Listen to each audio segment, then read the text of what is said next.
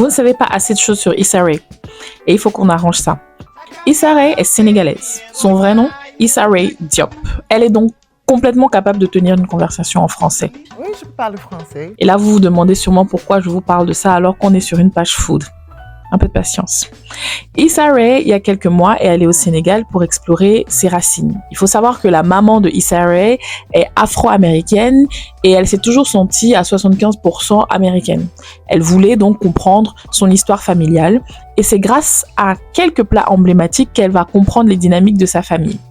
Le premier plat, c'est le supu kandia, qui est ce gombo, en fait, ce plat à base de gombo, de fruits de mer, d'huile rouge, de palme, qui est le plat emblématique de sa grand-mère paternelle, qui s'appelait Isse, donc elle porte le même prénom.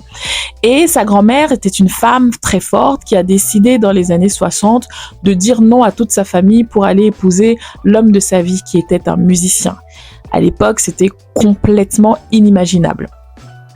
Ensuite, il y a le thieboudienne. Le thieboudienne, tout le monde connaît, c'est le patrimoine national, c'est le jollof originel et c'est un plat qui nous vient de la ville de Saint-Louis où l'arrière-grand-mère paternelle de Issa habitait. C'était une commerçante qui était très respectée. Sa maison était toujours ouverte, toujours généreuse, toujours vivante et elle avait l'habitude d'accueillir les gens autour d'un bon tiep.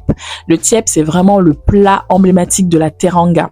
Et la troisième figure, c'est l'arrière-grand-mère de Issa qui était guérisseuse à une époque où c'était quelque chose qui était réservé aux hommes. Elle soignait avec des feuilles de moringa et elle préparait ce qu'on appelle le tchereboum, qui est une sorte de couscous de mil avec une sauce aux feuilles de moringa qui nourrissait le corps et l'âme. Est-ce que vous commencez à voir le schéma qui se dessine? On a des femmes qui sont audacieuses, qui sont libres, qui sont actives, qui sont reconnues et qui brisaient les codes. Ça nous rappelle personne? Pour couronner tout ça, Issa découvre dans l'émission qu'elle descend d'un roi qui a dû fuir son royaume pour échapper à un complot. Il est allé dans une autre ville et il a développé une nouvelle économie là-bas autour de la pêche. C'est une légende dans cette autre ville-là.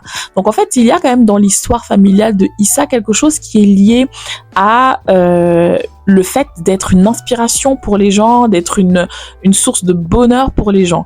Et c'est ça que je voulais vous montrer en fait quand je vous disais que vous ne savez pas assez de choses sur Issa Rae, c'était que la cuisine peut être un vecteur fort d'identité et peut vous connecter à vos origines. Est-ce qu'il y a un plat chez vous qui vous ramène à votre famille? Dites-moi.